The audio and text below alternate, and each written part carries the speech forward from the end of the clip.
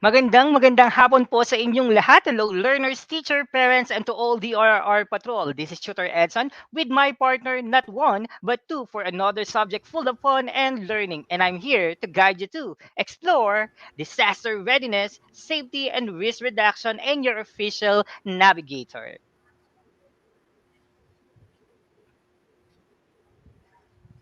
And this is your tutor Leo, your loving tutor, your environmentalist tutor, and your optimistic friendly tutor.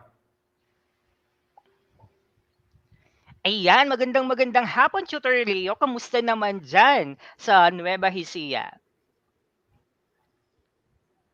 Okay, so okay naman po dito sa amin. So mainit po siya dito at parang okay na para magbilad ng mais dito sa aming probinsya. Ayan, talagang ano 'no, maraming gawain diyan sa probinsya, Tutor Leo 'no. Dito naman sa Pampanga ay pabago-bago ang panahon 'no, Tutor Leo. Pero, bukod diyan siyempre nasa fourth quarter na tayo, Tutor Leo. Kaya naman sa lahat ng ating mga guro at mga learners, handa na ba kayo para sa ating DRRR Disaster Readiness and Risk Reduction Quarter 4? Ang topic natin ngayon ay more on sa hazard pa rin tayo, Tutor Leo, ayan. So we need to check our attendance din 'no, Tutor Leo. So please share our live stream. Kindly write your name on our chat box, your grade and section, your school and your location and name of your teacher. And don't forget, please be respectful with your comments. Tutor Leo? And don't forget to like and share itong live stream na ito para maabot natin ang kapwa nating learners sa iba't ibang dako ng Pilipinas. Ayan. So, And of course, syempre, mag-uumpisa na natin ang fourth quarter natin, Tutor Leo, with the Disaster Readiness and Risk Reduction Quarter 4, Week 1. Ayan. So we will talk about the geological hazard, landslide, and the sinkhole. Ayan, Tutor Leo. And for our so our melts, Tutor most Leo. essential learning competency for today, Sir, discuss the different geological hazard, analyze the causes of geological hazard, and lastly, recognize sign of impending geological hazard. Ayan. So they need to follow their Okay? For our module. DRR patrol, name me. Okay. Sir, So, Edson, okay, ready na yes. ba mga Yan. learners ka DRRR? Okay, for Identify our the term learners, DRR described in Patrol. the picture. Okay. So now let's identify the first one, Tutor Leo. So for the first one, here we go. Okay? So I think how many letters kaya to, Tutor Leo? 2, 4, 6, 8, and 9. There are 9 letters for these pictures. Okay? For this picture. Kindly look this picture to our learners, no? And then I'll give you only 5 seconds to answer. So, ready? Start. 5, 4, 3, 2, 1. So there are some answer that I can see on our chat box, Tutor Leo, no? Some of those who answer sinkhole and then some who are with the S, no? Sinkholes. Ayan, no? So sabi ni Princess, no? Sabi niya sinkhole, kay And Mitch, ayan. At kay Darine, sinkhole, sabi niya, ayan. At si Dexter. And the pero answer Tutor Edson, is, yan ba ang tunay na sagot? so Tingnan let us natin. see, Tutor Leo. Okay. Ayan, the correct answer is sinkholes with S. And then for those who did not get the correct answer, meron pa tayong susunod, Tutor Leo. Congratulations sa mga nakasagot. Ayan. Yan, Tutor Leo. How many Okay. letters ba yan, Tutor Leo? Ilang letters 2, siya? 4, 6, 8, 9. 9 Okay, 9 letters, din. Tutor Edson. So, Okay. ano kayang tamang sagot? So ayan, so kindly look the pictures, no? At the picture para makita natin or malaman natin kung ano yung sagot dito. Ayan. Okay, so may mga sumagot na avalanche, okay? So sabi ni Althea, ayan. Sabi rin ni Princess, ayan, nakasagot sila si Francine Joy. So Tutor Leo, ito ba ang tamang sagot? Sabi din ni Louis Ford at ni Ang Dexter. Ayan. tamang sagot, Tutor Edson at mga ka-DRR ay avalanche. You're right, mga ka-DRR. Congratulations! And I think, Tutor Okay? Leo, meron pa yata tayo. isa pa. Sige, gusto pa yata nila, Tutor Edson. Okay? Yan. Okay, There how are 2, about 4, this 6, one? 8, 10 letters. Okay, for this picture, no, there Ano are kayang sagot 10 dyan? letters. Ayan. So kindly write your Parang answer on magulo the yung chat picture eh. box. Yes. May crack. So ano kaya ito, Tutor O yung Leo? mga building talaga, wala na eh.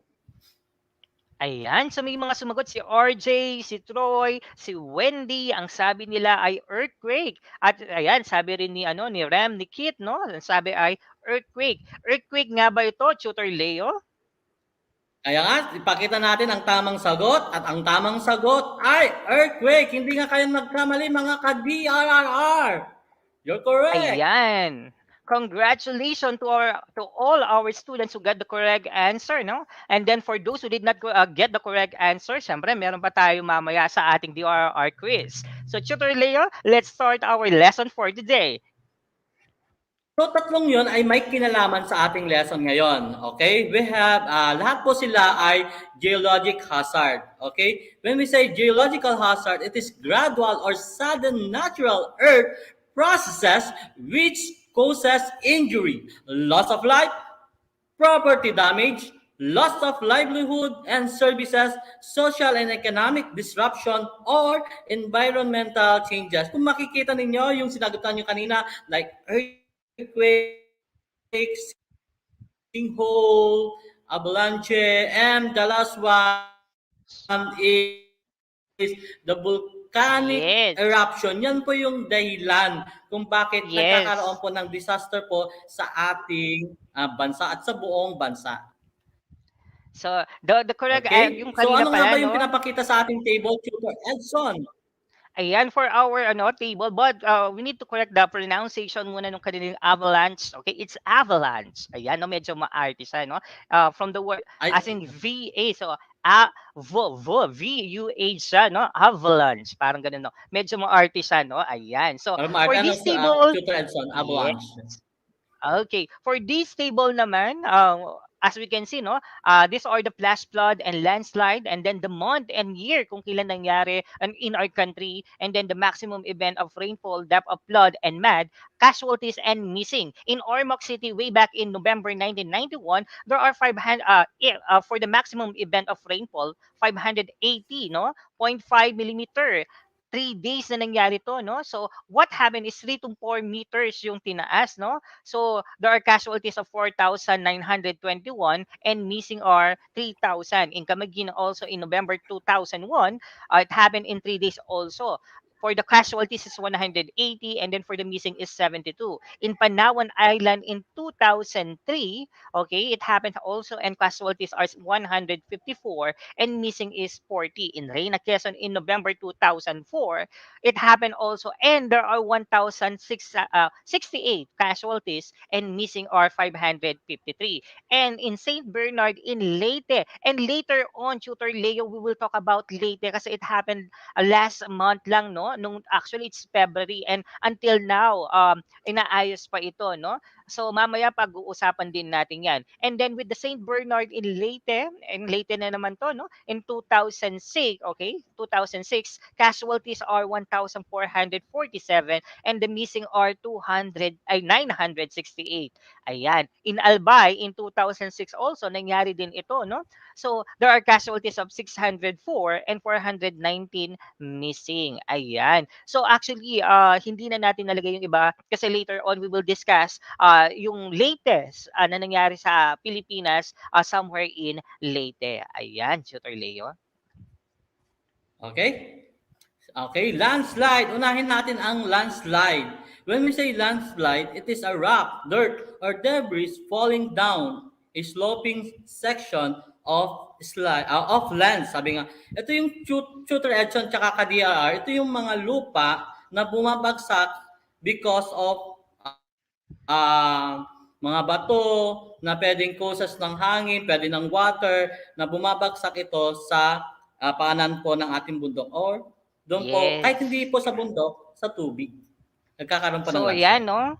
Yes. So the term landslide, tutor Leo, describe as a wide variety of processes that results in the downward and outward movement of slow-forming materials, including rock, soil, artificial fill, or a combination of these. The materials may move by falling, toppling, sliding, spreading, or flowing. Ito yung mga nangyayari sa landslide, tutor Leo. Ayan. So there are causes of landslide also, tutor Leo. No? The first one is Ayan, Tutor Leo. Yes, The first one is geology. Tutor Okay, so Edson. geology, this refers to the materials of the soil or rock in the area or can be the layers of earth as weakened or stiffened in some part. Okay, some causes are yun nga, no? Sabi kanina, no? Weak or sensitive materials, weathered materials, or shear jointed or fissured materials. There are also adverse oriented discontinuity, okay? Like bedding, schistosity, fold, unconformity, and contact, and so forth. Ayan. And of course, it happened also the contrast and permeability and or sometimes stiffness of materials, Tutor Leo. Okay. So how about the morphology, The Tutor second Leo? one is morphology. This refers to the structure of the land. The soil or rock has weakened through loss of vegetation or root system which hold the soil in place. So, meron tayong mga lugar wherein nagkakaroon ng landslide kasi wala nang kinakapitan yung lupa. Tama, Yes. Tutor Edson? And Yes, because no? of There that, are marami kasi ang ginagawa ng mga tao, okay, nagtatanim sila sa bundok, o kaya nagpuputol sila ng kahoy. Kaya nga, okay, what will happen, magkakaroon ng landslide. Ayan, tama yun, no, Tutor Leo. Actually, in the morphological, there are causes also like, for example, for the tectonic or volcanic uplift. There are also, it happens also in glacial rebound, no? Fluvial wave or glacial erosion of slope to or lateral margins. There are also, it happen also in subterranean erosion, okay? Like solution piping, ayan. And it happen also to this deposition loading slope or it crest. Sometimes vegetation removal, for example, there are fire, no, or drought, ayan, towing, freeze and tow weathering, shrink and swell weathering. Ayan. And the last one, Tutor Leo, it's human activity. When we talk about human activity, to make way for agriculture and construction, trees are needed to be cut down, irrigation, deforestation, and excavation can weaken the integrity of the earth. Sometimes it also happen, no, pag there are loading of slope or its crest, no, the ground down, sabi nga kanina, no? And the mining, it can cause the human activity. Yan. So artificial vibration is a cause also. Water leakage from utilities is one of those cause for human activity. Ayan, Tutor Leo. And then for the rainfall, Tutor Leo. Okay, rainfall induce landslide. So it can form debris flows when they mix with additional water and sediment from their path. It may sweep away a whole community in an instant. Okay? So Ayan, kung Tutor makikita Leo. ninyo sa Next. picture mga Mm-mm. ka-DRR, so what happened? Mula sa tuktok ng ating mountain, kapag umulan, what happened? Okay, Ayan.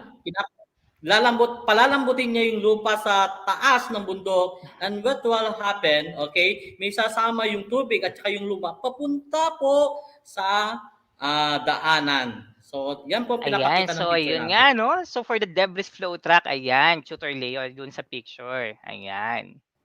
Okay, Tutor Leo. So, So, Tutor Edson, there are impending sign of rainfall-induced landslide. Ano ang mga ito, Tutor Edson? So for example na ayan nga no, so, as we can see no, unusual noises, okay? What will happen is there are breaking trees or knocking boulders together, no? You will heard also the rumbling sound is noticeable talaga. Maririnig talaga natin and rapid rise in water level na nangyayari sa mga ilog natin, Tutor Leo. Ayan. Kaya nga mga ka-DRR, kapag itong tatlong sign na ito ay na-notice ninyo, dali-dali mag-evacuate na po kayo. Okay? Kapag sinabi ng gobyerno na mag-evacuate na kayo. Wag nang matigas ang ulo. Okay? Sinkholes. When we say Okay, sinkhole, Tutor ayan. Edson, it is a depression or hole caused by the collapse of the surface layer of the ground. So paano nga ba itong sinkhole na ito, Tutor Ayan, Edson? actually, Tutor Leo, there are three main situations that can cause sinkhole, no? The first one is if the rocks below the surface are made of materials that dissolve in water such as limestone or gypsum, okay? The other one, when the rock under the surface doesn't dissolve in water, but instead made of grains that are small enough to be carried away by underground water currents. Currents, ayan, actually, it's currents. Then the third one is the situation has nothing to do with the underground water current. It's all about water movement about ground. They are triggered by intense rainstorm of flood or bursts along a long-term leakage from sewer or storm water pipes. Ayan, Tutor Leo. Okay, there are kinds of sinkhole, Tutor Edson at mga ka-DRR. We have natural sinkhole at saka man-made sinkhole. Pag sinabi nating natural sinkhole, it is caused by physical or chemical erosion. So kung makikita natin sa picture natin, Yes. natural sinkhole po yan because nagkaroon ng weathering, mass wasting because of nagkaroon ng butas o sinkhole sa lugar na po yan. How Yan, about tama man-made yan, no, sinkhole? Tutor Tutor Leo, no? Actually, Edson. the second one is man-made sinkhole. So when we talk about man-made sinkhole, these are actually, ayun, nabulol ako, no? It occurs when the structural integrity of underlying bed materials is compromised as an urban area is developed. Lakes and sewage lines and water pipes may wash away underlying materials that supports roads and other urban structure. Some are caused by drilling, mining, road construction, and broken water or underground pipes. Ayan. So there are types of sinkhole, Tutor Leah. So what are these types of sinkholes? Okay. Okay, there are types of ninyo sa picture kung ano pong ganap. Cover collapse, yung nasa gitna. And the last one, we have the cover subsidence. So, sasabihin namin kung ano po yung pagkakaiba ni Tutor Edson itong tatlong ito. The first one is the solution sinkhole. This is common in areas that have been thin cover of soil on the surface of the ground to water erosion. So,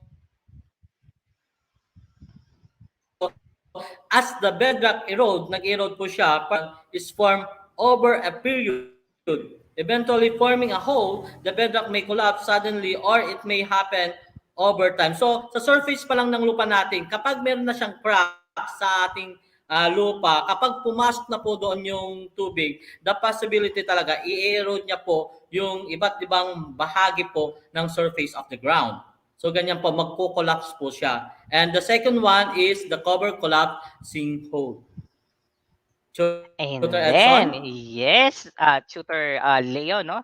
So the other one is the collapsing hole. A crack starts once the bedrock begins to get eroded. Weak points begin to form in the layers of soil above it. The weak points eventually become a large hole within the bedrock that cannot support the weight above it. The collapse occurs in an instant and can create large holes in a matter of minutes. O yan, as you can see on the picture, no? It occurs when the bedrock is covered by a deep layer of soil and earth. Ayan, Tutor Leo.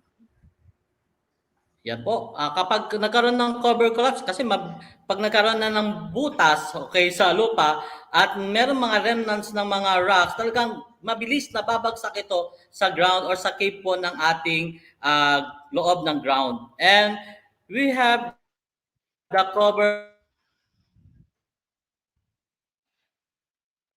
subsidence sinkhole. This occur when the bedrock is covered by soil and materials or rocks that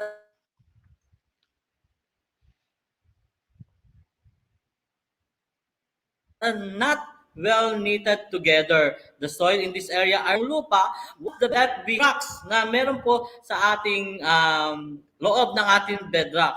Okay, creating a cavity on the surface of the soil.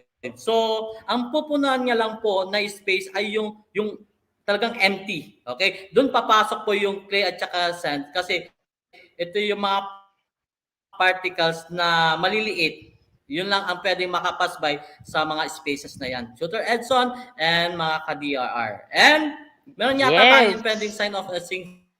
Yes, Tutor Leo, no? So there are impending Shooter signs of Edson, and sinkhole. what are those? Okay, number one is new cracks at the foundation of buildings and houses. It happens kasi, Tutor Leo, pag hindi ito na-check ng maayos, pag ginagawa pa lang, no, there are times kasi na, though most of the engineers lagang they double check it, but it happens that, syempre, they thought that it's okay na, no? There are some cases na akala mo okay na siya, but the following day, nakita mo, no, may crack na pala siya. Pero akala mo it's ordinary lang because nag-dry lang siya, but we need to check that ano, no, kasi what will happen now is talagang masisira or babagsak yung building na yan at magkakabutas talaga siya. So there are, ayun nga, cracks in an area. We can see na pag Yun nakakita yung na tayo unang ng sign, ano, crack, Shooter? as much as possible, we need to ano na, bigyan na natin ito ng gagawa na tayo ng Importansya. paraan para ng ano, kasi importante ito. What will happen is baka lumaki pa ito, Tutor Leo, no? So there are also depression at ground level, rapid appearance of crater in the ground also. Ayan. Yes, Tutor Okay? Leo? For quarter 4, week 1, ready na ba kayo mga ka-DRR? DRR Patrol Quiz, identify the term described in each item. Okay? So the first one, Okay, bago ang lahat, Tutor Leo, no, babatiin natin muna yung ating mga nanonood ngayon mula sa iba't ibang panig ng Pilipinas bago natin umpisan to, Tutor Leo, no? Dahil na-miss tayo ng mga estudyante natin, no? Hello kay Donna Asejo ng CNHS, SGO Mabalacat City, kay Jover ng 11 Gold ng Daniel R. Aguinaldo National High School, kay Maymay, ayan, ng Lorenzo Sarmiento National High School, kay Ivan Aguinaldo, kay Samantha Grace, at sa eto kay Abigail Dagyong ng Aurora Senior High School SDO Isabela, at marami pa tayong kasama ngayong hapon na to na sigurado naman na sasamahan tayo ngayon sa DRR Patrol Quiz Quarter 4, Week 1. Okay, for this one, identify the term describing each item. So mga ka-DRR, mga DRR Patrol Tudies, are you ready? With Tutor Leo. Ready, Tutor Leo? For the number first one, what question, is the what is the primary cause of sinkhole? Tutor Leo for the choices. A, water, B, infrastructure, C, fallen trees, and D, nutrients-dense soil. Yan. So we will give you only 5 seconds to answer. You can write your answer on our chat box. Ayan. So may mga sumasagot na, no? Ang sabi, letter A. Ano ba ang letter A na ito? Water. Ayan, yung iba may sumagot ng, ayan, puro letter A, no? Ang sabi ni Trisha, ayan, ni Cristel Altea, water. Sabi rin ni Princess Crystal Kent, Donna, ayan. So it's water daw. So, ayan, hello kay Tutor Rainier De Jesus, ang sagot niya, ayan, talagang pati si Tutor nandiyan, no, kasama natin. Sabi niya, it's water. Water nga ba ang tamang sagot, Tutor Leo? And the correct answer, mga ka-DRR, is letter A. Okay? You got it? Congratulations! Ayan, congratulations to our learners. Ayan, tignan natin sa mga hindi nakakuha. Let's do the number 2. So, what is number 2, Tutor Okay, Leo? patikim pa lang yon. How about question number 2? Okay, for number 2, which of the following is an impending sign for rainfall-induced landslide? Is it A, Tutor Leo? A, lower water levels of the creeks. B, trees are swaying with the wind. C, new cracks at the foundation of buildings and houses. And letter D, unusual noises such as breaking of trees or knocking boulders together. Ano kayang tamang So you sagot, will, mga ka-DRR? yan. Ayan, so I'll give you only 5 seconds to answer. So titingin tayo sa ating chat box. So may mga sumagot, sabi it's letter D, unusual noises such as breaking trees or knocking boulders together.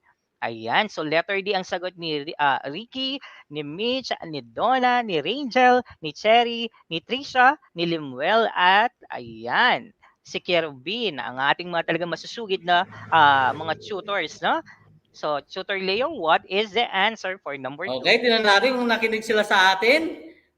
Tutor Edson, and the correct answer is letter D. Okay? Ayan. So, yun, no? Letter D, unusual noises such as breaking trees or knocking boulders together. Yan. For number 3.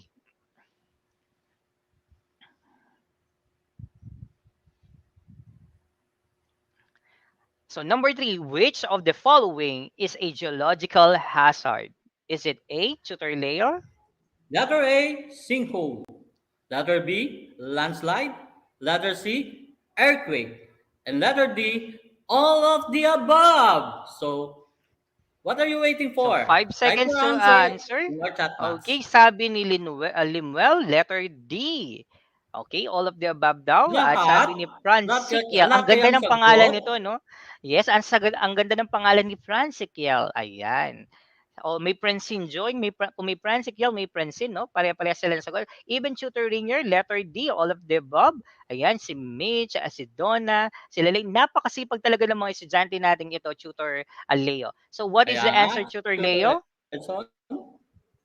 And the correct answer Yes. is all of the above. Additional volcanic eruption. Hindi lang Ayan, nailagay dyan. congratulations. Okay. Ayan. So number 4, tutor Leo. Number 4. What type of sinkhole occurs when the bedrock is covered by a deep layer of soil and earth? Then the bedrock erodes, resulting into a hole. So, for the A. choices, tutor Leo. A. Letter sinkhole. B. Cover collapse sinkholes. Letter C. Solution sinkholes. And letter D. Cover subsidence sinkhole. Okay, so let Type us your wait for answer our students to in your answer. No? chat Ayan, box. may mga sumasagot na. Ayan, ang sabi ni Eliza, ni Maymay, ni Louie, ni Princess, ni Nicole, Cristel, Karil. Ayan, ang dami, no? Si Dexter, ayan. So, letter D, cover subsidence sinkhole. So, what is the correct answer, Tutor Leo? And the correct answer, mga ka-DR, is letter B. Cover collapse sinkholes. Okay? Ayan. So for number 5, ayan, no? So Mark observed that the soil at their backyard, alitin ko, no? Mark observed that the soil at their backyard was made of a mixture of clay and sand and somewhat a bit loose. A shallow depression can be seen forming. He called the attention of their barangay and they said that a sinkhole is forming. What kind of sinkhole is being formed? Tutor Leo? Okay? Letter A, sinkholes. B. Cover collapse sinkhole. Letter C. Solution sinkhole. And letter D. Cover subsidence Okay, so type your answer on our chat box. Some answer sinkhole. letter B and letter D. So for B, ang sabi naman ng iba, no? Ang sabi is cover collapsing hole. Ang sabi naman is cover subsiding hole. So Tutor Leo, what is the answer? Okay? Okay, let's find out. The correct answer is letter D. Cover subsidence Yan. sinkhole. So Okay? May naka-perfect ba sa yes, atin? how many of you got all the correct answer, no? Pag perfect, congratulations. And kahit hindi perfect, congratulations kasi you did your best naman, no? Bawi na lang tayo sa next episode natin. Ayan. So, Tutor Leo?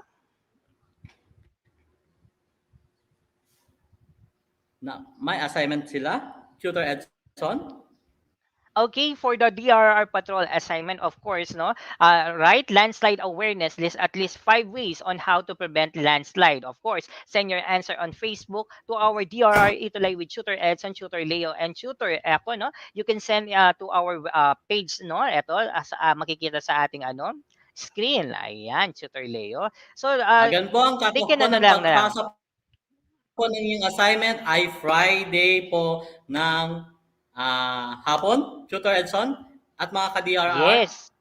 Yes, hanggang Friday ng hapon. Kasi Saturday bawal na tayo, 'di ba? Ang Yes sabi is po. bawal magpa-assignment ng Saturday. Ayan. So Monday to Friday, 'yan. So maganda ipasa natin hanggang Friday. Ayan, Tutor Leo, next.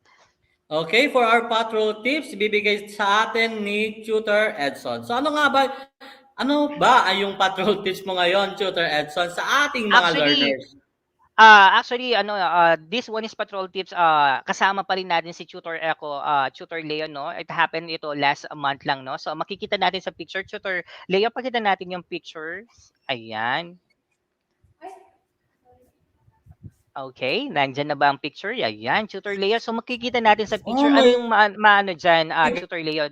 So bahay siya, 'di gosh, ba, na Tutor Edson. yes, Tutor Leo, alam mo ba na it happened last February 28, 2022, no? Nangyari ito, Tutor Leo. Iba't ibang part, but some part na nangyari sa atin were in Lanao del Norte, no? According to ano Pag-asa issued in rainfall advisory to low pressure area, wherein the LGUs of Tubod and Baro experienced flooding due to the massive volume of water caused by the continuous heavy rain and high tide. It happened also last month din sa Leyte, no? And then dito naman sa Tubod, Baroy, due to this weather pala, LGU Magsaysay experienced a landslide along the Magsaysay Tubod National Road of Barangay Bagikikon. The LGU's ordered preemptive evacuation selected residents. Ayan, kasi mayroon tayong mga estudyante na nanonood ngayon na taga Lanao, no? So the affected population, Tutor Leo, a total of 219 families, wherein there are 909 person were affected talaga. And then out of the 175 families, 695 Ngayon yan, person. Tutor Edson? Yes, this year nangyari lang ito, no? So, noong March 1, nakabalik naman sila. Pero may nangyari din sa Leyte. Pero ito yung pinaka-latest na, kumbaga, nakabalik na sila, medyo bumabalik na sila doon sa normal. So, bibigyan lang natin sila ng konting, ano dito, Tutor Leo. So, a total of 219 families, as I've said a while ago, or 909 person were affected. Nakabalik pa lang sila noong March 1. And then roads and bridges, collapse, no? May mga nag-collapse, actually, or may nag-crack naman, may mga nag-crack lang. Tapos for the nagkaroon talaga ng barangay-wide power outage, ayun. Talagang nagkaroon ng power interruption dahil sa landslide at maraming naapektuhan na tawag dito kabuhayan, Tutor Leo. Hindi lang kabuhayan, pati yung mga animals, no, na inaalagaan na apektuhan din. So what we are going to do is, once na ang LGU natin, sabi ko nga last time when we discussed during the third quarter, no, pag meron tayong mga sakuna na nangyayari na ganito, as much as possible we need to watch sa mga news at makinig sa mga radyo kung wala tayong television. As much as possible we need to be aware para kagad tayo makapag-evacuate, Tutor Leo. Ayan. Actually, Tutor Edson, so meron akong na-research din ngayong April 14, noong April 14, 2022 sa Abuyog, Philippines, tropical storm Meji in the Philippines leave at least 148 deaths. Okay? So, ang dami niyang napatay because of this disaster. And sabi niya dito, 93 had not found, but at least 103 were still missing. Pinaghanap pa rin ngayon. Yes, 103. nakakalungkot 'yan, Tutor Leo, 'no? Actually, kaya nga pinapakita natin dito ngayon, Tutor Leo, yung mga nangyari, para makita yung paano natin tulungan yung mga nangangailangan talaga at kung paano yung gagawin, Tutor Leo, kagaya niyan, meron mga missing pa. So nakakalungkot ito, Tutor Leo, kaya dapat maging aware talaga tayo. That's why we discuss kung ano ang maaaring mangyari when there is a landslide, no? It can ano talaga, get life talaga, Tutor Leo. Ayan. And then for those who are to our learners na nanonood ngayon, as much as possible, we need to be aware sa mga nangyayari. Ayan. Tutor Edson mula sa SDO Mabalacat City. At bago ako magpaalam, Tutor Edson, binabati ko pa rin ang aking principal sa Aurora Senior High School, Ma'am Elsa S. Ringor, together with Ma'am Ruby Guillermo, with my head, Ma'am Ludilyn Corpus, and to all students over there na nasa bahay nila, magandang hapon po sa inyong lahat. This is your tutor, Sir Leo Pianghel from SDO Isabela. Maraming salamat! Maraming salamat po at magkita-kita tayong muli sa susunod na Lunes. Paalam!